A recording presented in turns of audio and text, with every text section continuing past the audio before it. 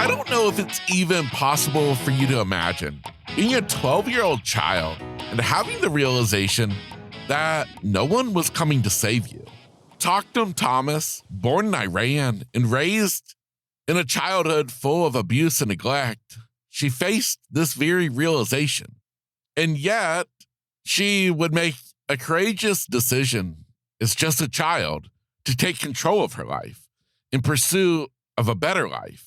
Today, you're going to hear the story of Toktam Thomas, a child turned into a woman who did not allow her circumstances to rob her of her chance to thrive. So if you're ready for a powerful story of resilience, of survival, and ultimately triumph, then my friend, you've come to the right place. I welcome you to episode 321. Yo, are you ready to flip the script on life? Because those bad days, they're just doors to better days. And that's exactly what we do here at Grit, Grace, and Inspiration. Your host, Kevin Lowe, he's been flipping the script on his own life, turning over 20 years of being completely blind into straight up inspiration, motivation, and encouragement just for you. So, kick back, relax, and let me introduce you to your host, Kevin Lowe. What's up, my friend, and welcome back to the podcast. This is episode 321, my interview with Toktam Thomas. More importantly, I want you to realize that today's interview, it's a heartfelt story. It's an empowering story. And hopefully, it's going to be a source of inspiration, of motivation to you to never give up on life, even when it may feel like life is giving up on you. That's the mission of this podcast, and Toktam's life story is a beautiful example of this. So, my friend, I hope you enjoy. Here is today's amazing guest, Toktam Thomas. I was born 81 in Iran, Persia, Tehran, and that was a couple of years, 3 years after the revolution. So the Shah had just left and we had dictatorship just come in, and my parents were just not very happy there. So leaving the country is not as easy as leaving normal countries. You have to have a reason, or you have to get permit to leave your own country. So my parents decided they wanted to flee. They fled. First, my mom with the 3 kids when I was about 3.5, and my siblings are both older.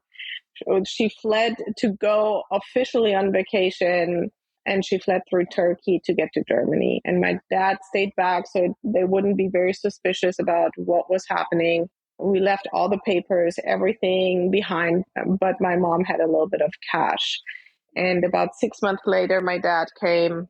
They left the house, everything behind, and started a new life in Germany. That's how it started. Wow. And did you say how old were you when that happened? I was 3.5. My sister is 3 years older. My brother is 6 years older. So okay, I'm the youngest. Yeah. So I was going to say, so they probably have much more memory of all of that than I'm sure that you do. Yes, I have barely any memory, but I remember a picture that I saw of us being in Turkey in the snow. It was just, that's where they fled through. And I remember just being an immigrant, going suddenly to a kindergarten, which is like preschool here, and not speaking the language. There was a lot of fear, because fear of the unknown. We didn't speak the language. My mom didn't have a job. It was just a new situation, and I could feel the uncertainty of my mom. Yeah, absolutely. I mean, I honestly, I can't even imagine. I can't even imagine as a mother, especially knowing that, I mean, you have your children to take care of, and you're fleeing to not just a new neighborhood, a whole new country. Mm-hmm. Wow. Mm-hmm. Now, how long would you end up being in Germany? Until I was, I believe, about 29. And I didn't really plan on leaving the country. I was very happy from what I knew in Germany. And so I was studying. My undergrad is in business economics. I was studying, and part of our journey was to do one exchange, to go for one exchange semester somewhere abroad, just to pimp up your resume. And I originally applied to go to Seoul, South Korea, got a scholarship, but the government, the North and the South, had some trouble. So I ended up not going there. And the lottery system of the universities threw me into Southeast Missouri State University in Missouri. So I was not very excited about that because I just wanted to explore a little more culture. And my thought of America was USA was always that it's not very challenging culturally. I thought it was very similar to what I was living in Germany. So I was seeking the challenge, but the universe just threw me into Missouri, and so I took it. Yeah. Wow. Well, we'll get back to that once Missouri. I wanted some questions on that, but going back on childhood. Mm-hmm. Talk to me a little bit about your childhood, because I know things were obviously very challenging because you ended up leaving home when you were, I think, around 12 years old. Mm-hmm. Yeah, so it was challenging for my mom to be by herself. And this is all obviously very from my perspective. And my mom seemed relatively normal until I realized maybe she's a little more challenged than other parents. So she was very overwhelmed. I remember not having any money and being hungry. And my mom went to the grocery store and filled up the cart and said, basically, I am just going to take this food because my kids are hungry. And that was the first time the officials got involved. And my mom did not know that there is a service where she could receive money at least to pay the bills and have some food. So that's how it started. We started basically at the bottom, not being at the bottom in Iran. My mom came from a family, they had some money. So starting from scratch and feeling the pain of being basically on the very bottom, having no money, no clothes, not living fancy, not speaking the language, not having work. That was some pain that we had to go through as a family, especially my mom. And then once my dad came, he brought a little bit more money, but my dad was always very physically abusive. So they tried again to live together in Germany, but decided after about 6 months or a year that they need to get divorced. And so they got divorced. My dad moved out. I remember as a child, the divorce, it was very ugly. So my parents did not get along, and my mom was always talking bad about my dad. And it was challenging for us to know where to go, where to belong, what's right and what's wrong. In the end, we ended up with my mom, and my mom got together with a man who brought drugs and alcohol into our household. So by that time, I was about 4.5, 5. And so my mom was occupied with this man and entirely kind of forgot about raising her children. She was escaping into drugs and alcohol. She finally felt a relief because she was, I think, just very challenged all of her life. And she found an escape. And I raised myself. I mean, from getting up in the morning, getting ready, if we had breakfast at home, eating breakfast, walking 10 minutes to the bus station, taking the bus, walking another 20 minutes to school, going to school, doing homework, coming back, so on and so forth. So I basically did everything by myself as long as I can remember, getting up in the morning. And then at some point, she started working as a nurse. She learned the language and her papers got translated. So she started working as a nurse. And then she was working night shifts as well. So I was barely seeing my mom. She was between work and intoxicated, basically. And so it was just not a good situation to live in. And I always kept everything to myself. I was raised to be very loyal and not say anything. So I didn't say ever anything. And I more and more distrusted my family. More and more I saw that things were not going right. I started having different friends, started smoking, started trying to find some love and attention in a new friend circle. And I just basically disconnected from my family because I saw that they didn't have really what I wanted. My mom was not living the life I wanted. She was very toxic at home, constantly talking down onto us. There was barely food around. Nobody was really cooking. There was just everything was lacking. Love, food, attention, everything was lacking. She was just so in her own world and in her own pain. She was raised in, trauma herself. She was trying to get some help from my dad, and my dad doesn't know any other language but being very aggressive and physically abusive. So that was just pushing me even further out from the family. And at this point, I'm barely coming home, always sleeping somewhere, smoking, experimenting with drugs, and I'm not even 10. And the new friend circle that I had found, they gave me love and attention, and they were much older than I was, somewhere between, I don't know, like 4 to 6 to 10 years older. And one day, they kind of introduced me. There were a lot of boys that introduced me to kissing and touching. And they were just boys that were at an age where sex was very interesting to them. And at some point, two of the boys, they were like two brothers, 16 and 17, took it a little bit further and basically took me into a restroom and assaulted me sexually.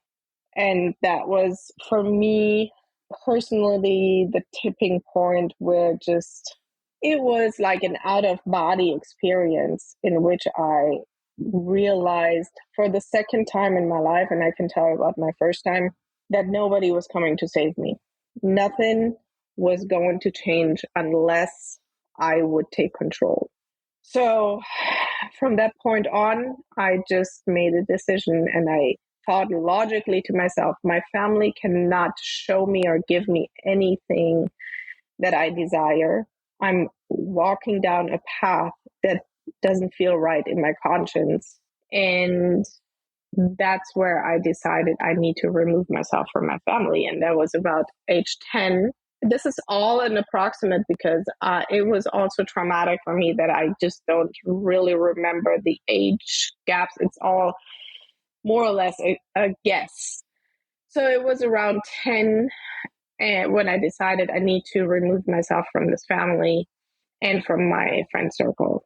And so I did, and I went to the officials and I fought for about 1.5, almost 2 years to be removed from this household, which was really a hard work for me. It was really me against the world. And I was still not talking about the drug abuse of my mom at home or the alcohol. And I was not talking about the sexual assault. I wasn't talking about anything. I just said I need to be removed out of this household.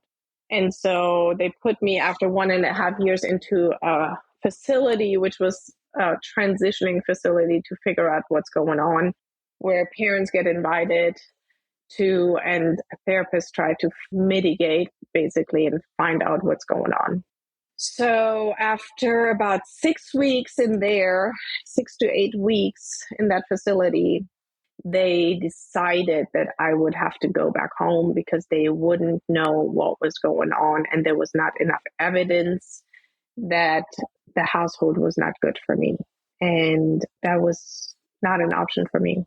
I had made my mind up. I'm not going to live back home. And this was the only opportunity I saw. And now it was not working out the way I wanted. So I chose to take my own life.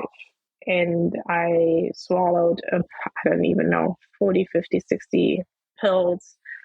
And next thing I know, I woke up in the hospital and they were pumping out my stomach. And this was before age 12. And there was this one lady at the hospital that finally, in my 12 years, said, I don't care what she's saying, what's going on. Obviously, there is something going on. A 10-year-old doesn't want to move out of her household, and a 12-year-old doesn't want to take her life if there's nothing going on. So she's going to be removed and we're going to ask her where she wants to live, and that's where she's going to live. And there was this one home, children's home, that I was very drawn to. It was in the woods. They had multiple homes. So that's what I chose. And that's where I went. Wow. Yeah. As you tell this story today, especially now as a mother, do you find it is remarkable as I do that at such a young age as 10 years old, that you would have the mindset to even realize like that I have to get out of here and to find a way and to go through this then 1.5 year long process to get out? Like, do you find that as remarkable as I do? You know, I didn't until people told me. I really didn't. I followed entirely my intuition. There was a force that just always had my back. Wow. What was that 1.5 years like? Because I mean, I would assume your mother knew during that whole time. Mm-hmm. Yeah. She knew. It was a nightmare. It was a nightmare because I was not having a home to go back to because now they knew I wanted to move out. I was between staying sometimes at home, trying to stay with friends, which their parents were not very excited about having me. They didn't want to interfere with the situation. They didn't know what was going on, and they respected my mother. So if I could sleep a night or two here and there, that's what I did. Sometimes I was just on the streets for a whole night. It was just a very toxic situation at home that I didn't want to stay in. And every time I went home, my mom was basically coming down on me, all the cuss words that you can think of. And then she called my dad. I was terrified of my dad because he was just physically so abusive. Sometimes he was home and they were waiting for me. Sometimes my sister tried to lock the doors so I couldn't leave the house again because they wouldn't know for how many days I would be gone. It was a nightmare. It was a nightmare. Wow. So, yeah. Wow. Picking back up where you stopped at, talking about the home, the children's home out in the woods. Mm-hmm. Talk to me about that. So it was a facility with, I think like 6, 7, 8 big homes in the woods, and they were divided up by age group. So when I entered that, I went into the group for teenagers that will, eventually be released into their own apartment and to live on their own. And I learned many, many lessons there. So when I entered, I was very relieved because I had a safe place. Nobody was talking down on me. It wasn't toxic. There was always food. There was money for clothes, for the hair cutter. There was support when I needed help with homework. We decided to put me into a school that was, I was before at a very elite, high level, push school. So they put me into a school that was a little more relaxed to calm down my nerves and to just see what's going on with me first. And so they took good care of me. And you have your own room within a house. And there was a kitchen. Since it was the teenagers group, each of us had to cook once a week for the whole group. And we were about, 8 to 10 kids. And it was a good place to be. It was just very peaceful for me. For the first time, I just wasn't terrorized at home and was able to just come home and have all I wanted was a normal life. That's all I wanted. So I loved it there. And so within those 4 years, I evolved very quickly into a little adult. And really what that place also taught me, it doesn't matter how bad you think you have it. I just saw left and right kids that had it worse than me. Way, way, way, way, way, way worse. To a point it was almost unbearable what is happening in people's homes, that I felt like I needed to leave to make room for somebody else. It was just heartbreaking to see what especially families are capable of doing. So I felt in my situation very lucky and was very thankful for my situation in any way you can think of. So being in that home, I felt very thankful. And then seeing that my situation was compared to other people's situations, just a walk in the park.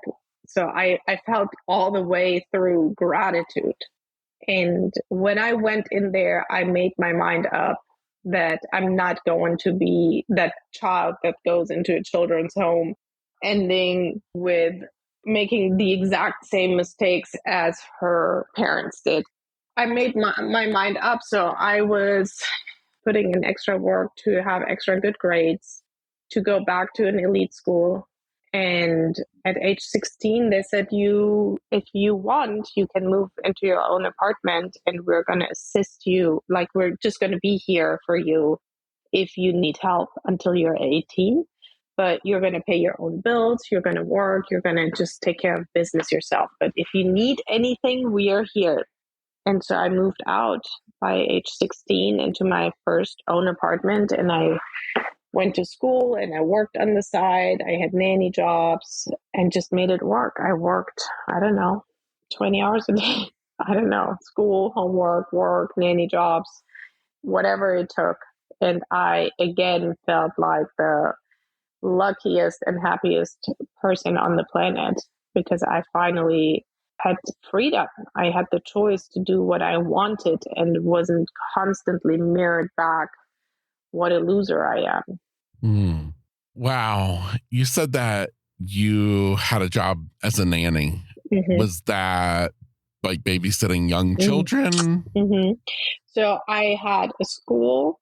I went to school for social work, and part of the school was going to work like do you call it apprentices, or like to work at a kindergarten on the side as well.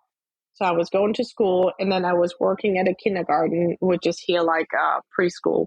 And during that, I got approached by a family or by a woman who was self-employed and had twins. And the twins were going to that school. And she said, "Hey, can you help me out?"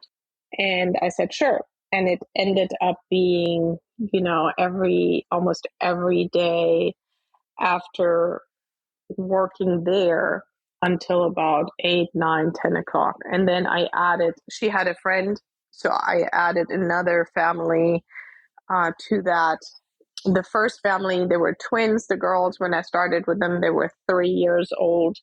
And the second family, they had 3 kids, which I did more on the weekends for them.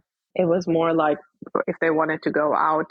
And they had 3 kids from baby to, I think it was like 6 or so. Wow. So I'm going to make another kind of thought here in my own mind. Again, looking at the person you were, of kind of just, again, how profound it is coming from the home life that you had, where you really had no experience of having the parent, having that love. And the fact that now, even at this young age, you, though, were babysitting and taking care of children, I find that really fascinating. It is. I was very drawn to giving something that I didn't have. And like psychology and generally speaking, sociology, all the intangible things were always interesting to me. And I thought I would like to do that and take care of other kids or adults in some way mentally and help people. That I was always drawn to that. Yeah. But it all played out. This was not a plan.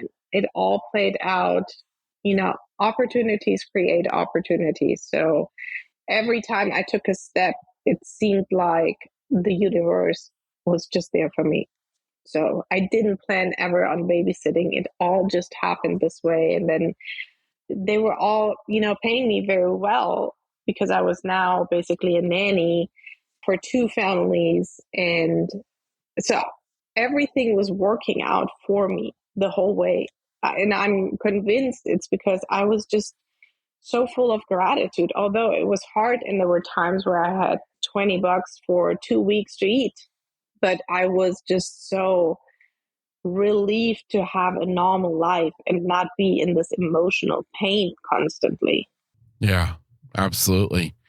Now, what happens in the system that was there with you, the children's system? What happened when you turned 18?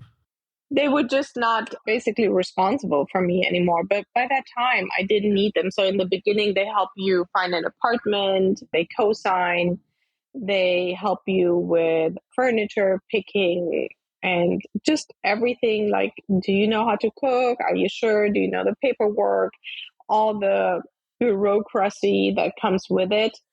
And in the beginning, they just are very connected to you up to, for me, it was 2 years up to when they say basically you're ready to run on your own.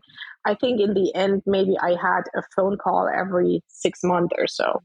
There was somebody I could call who was responsible for me, but I just didn't need them anymore because I was just running the show myself. Yeah. Wow, wow, wow, wow. You again, I just think to myself of again how remarkable you were as just a child being forced to grow up so quickly.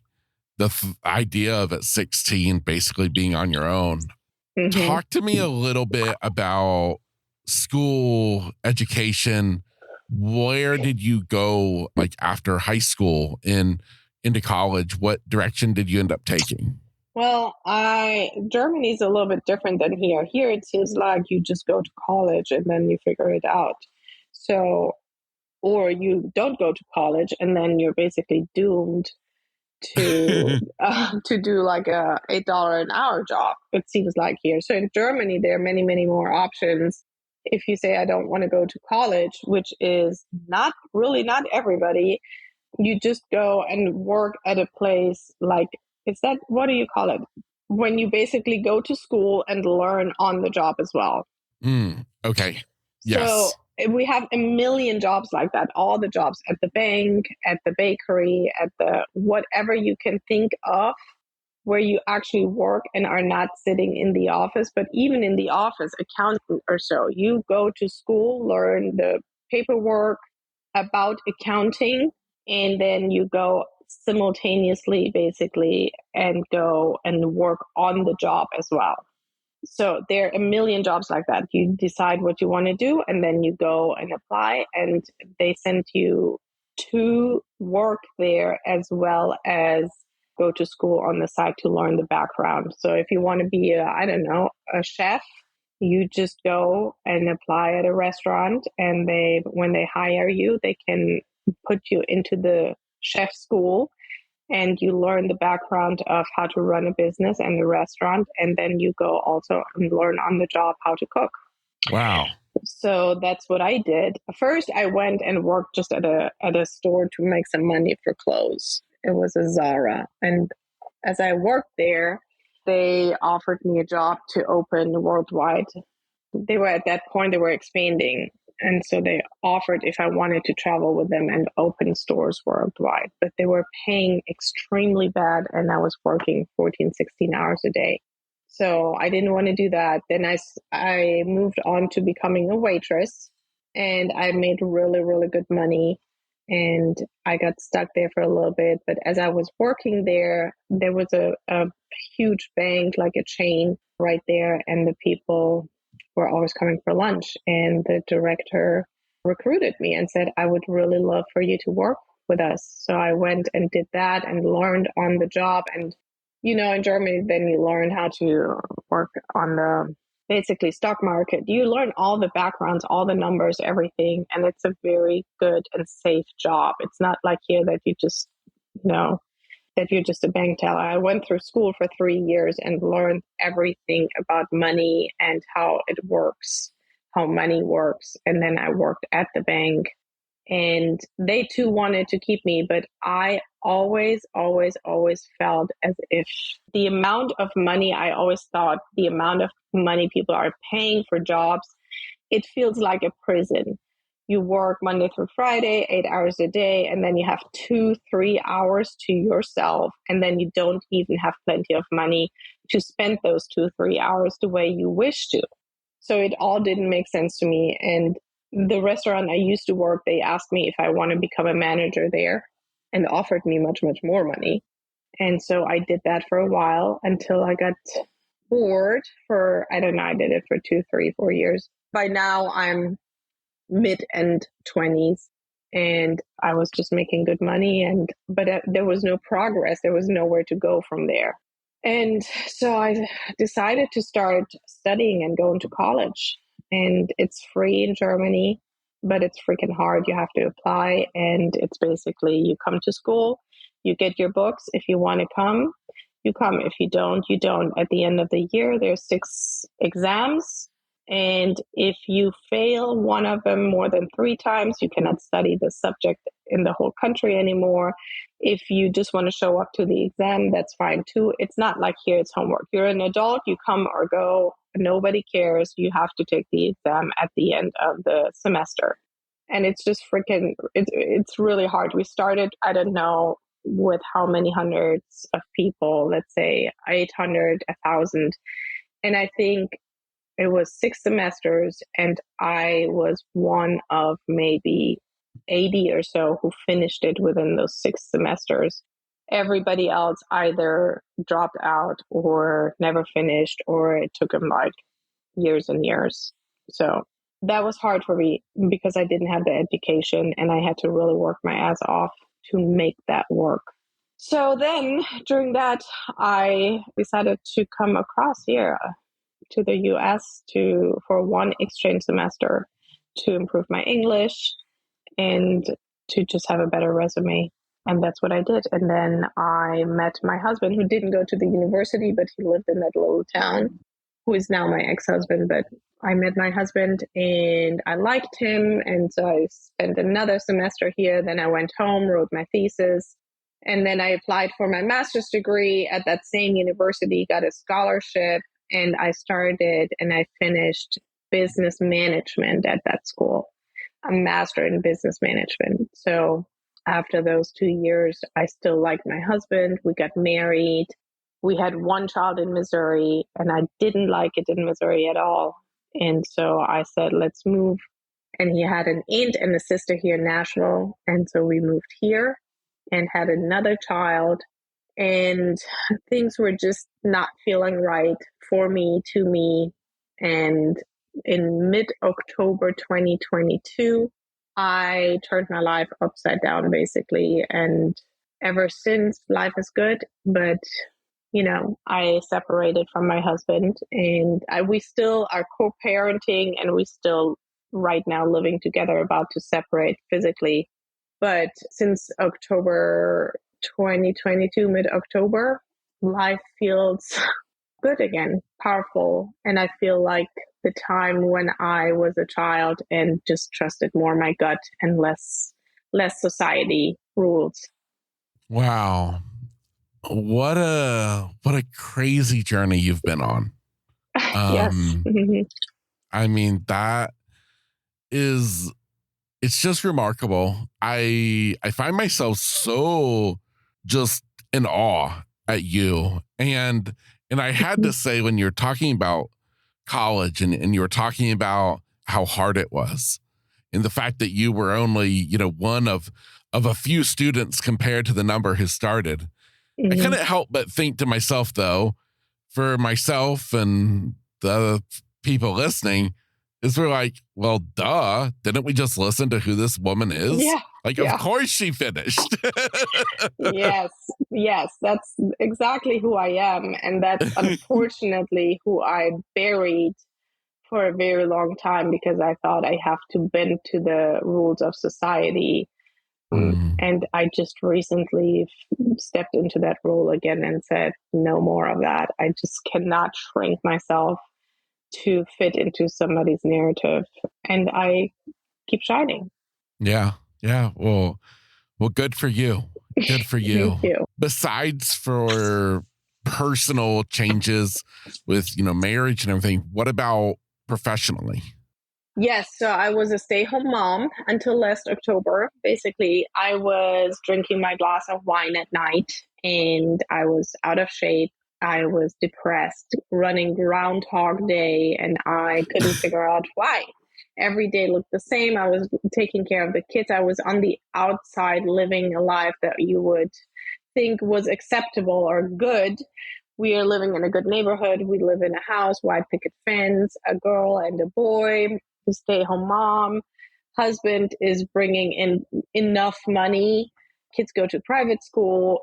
On the outside, there was nothing wrong with it. But on the inside, I was entirely crumbled and broken because I entirely disconnected from my conscience and entirely disconnected from my purpose and was crippled emotionally. I was again in very much pain, and it came down to that I at some point one night.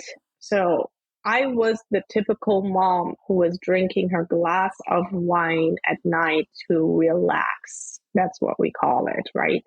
To relax, or to just, or some people just have a little bit of, they smoke their joint or whatever, just to relax a little bit on the weekends with extra food and so on and so forth.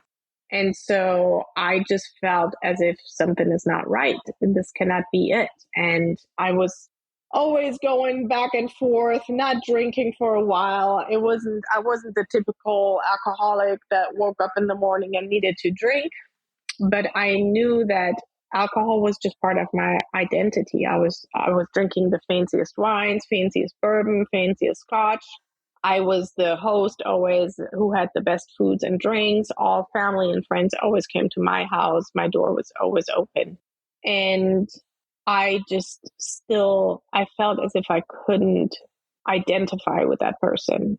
Something was not right. And I remember vividly, after I didn't drink for a while, I picked up a glass of wine one night and I told Ryan, I said, and here I am again having my glass of wine. And I said, why is that playing such a big role in my life? And I said, life doesn't feel right.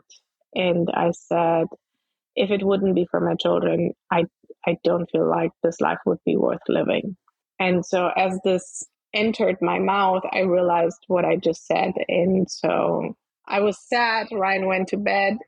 And that night, I'm not religious. I went down onto my knees and I said, I don't know what's happening. I don't know how, but I need help.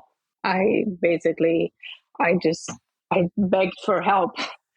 And so the next morning, I'm sorry, it makes me very emotional because No, you're okay. You're okay. You take your time.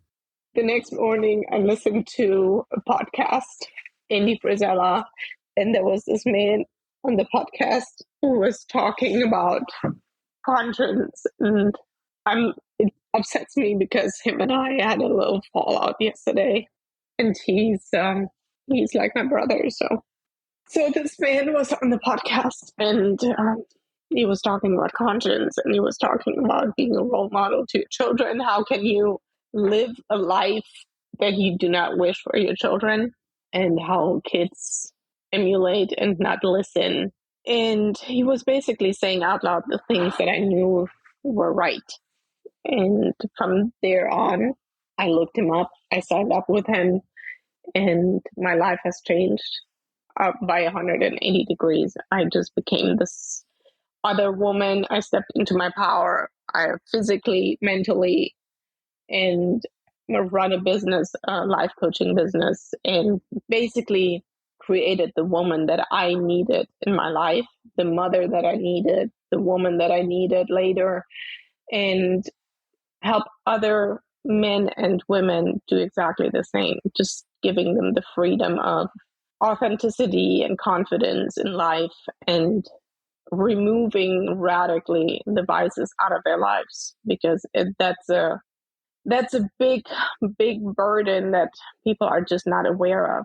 If it's food, if it's drugs, if it's alcohol, if it's porn, if it's whatever is calling you, whatever you cannot let go, the little voice that's telling you to sleep in, that little voice is just making you every day habitually weak And you can use the same force and the same energy to habitually create everything you want in your life. And I'm just living proof because I went from this overweight, depressed mother of two who had no income to now 1.5 or 20 months later being in extremely good shape, like outstanding shape, mentally, physically, and financially. I surpassed many, many people doing this for only 20 months because I just live by the universal laws. I just go with the flow of life and I go with integrity and do the things that need to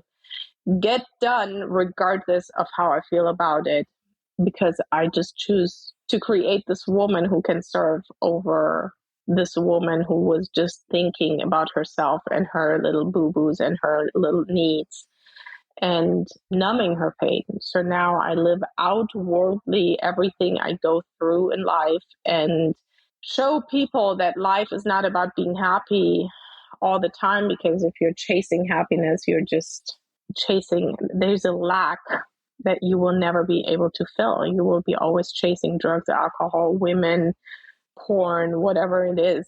But if you actually solidify and make yourself proud every day and live with confidence and respect for yourself every day by doing the things that need to get done, regardless of how hard they are, you just wake up differently and are excited about life because you're creating and you experience growth.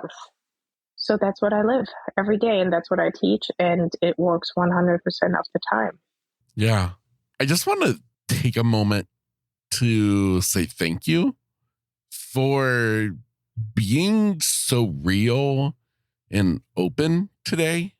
I truly believe that podcasting, what I love about it is it's an opportunity for us to be in somebody's life, possibly right now, somebody on the other side of the world from us. Mm-hmm. And maybe it's a woman who's 10 steps behind you. Mm-hmm. And maybe she just needed to hear exactly what you said.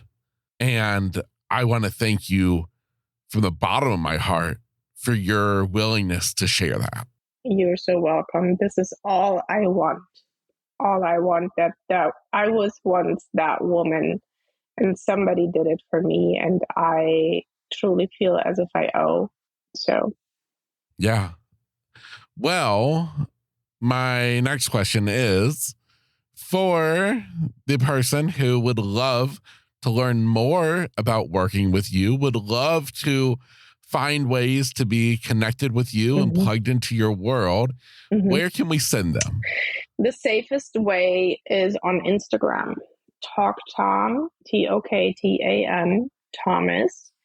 And I pop up and I live on Instagram 24/7, creating content, documenting my life. You can watch me elevate and you can reach me there. You DM me and it's very easy. I'm right there with my clients, with my people all day, every day. I go first. I do everything first, and you just follow my lead and you will experience it yourself. I do have 2 programs. Number 1 is we need to get you in shape first, physically and mentally. And number 2 is then the elite program where we work very tightly together, one-on-one. Yeah.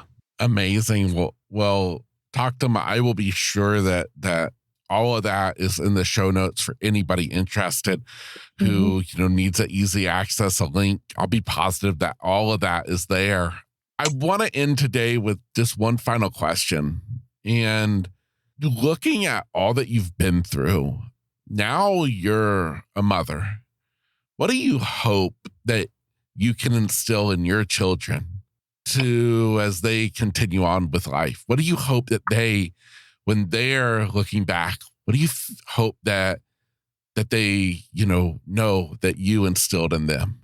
I want my children to understand that the outside world is a reflection of their internal state, so that we can create the world that we live in. And I not only preach that every day, I live that right in front of them. So I live what I teach every day. And that's what I want them to know. You can create the world that you live in, literally. Yeah, beautiful. Toktam, thank you so much. You have been one of the most amazing people I've had the opportunity to meet and to speak with and to hear your story. It means the world to me to have you here today. Thank you very much. Yeah, absolutely. For you listening, my hope is that you're touched as much as I am, that you're smiling, that your heart is warm, and that you just want a little bit more of this woman in your life. So you be sure to check out the show notes where I've left links to Instagram and all the places that she mentioned. Well, let's show this lady some love. Get on the Instagram and start following her today. My name is Kevin Lowe. This, of course, is Grit, Grace, and Inspiration. You get out there and enjoy the day. Thank you.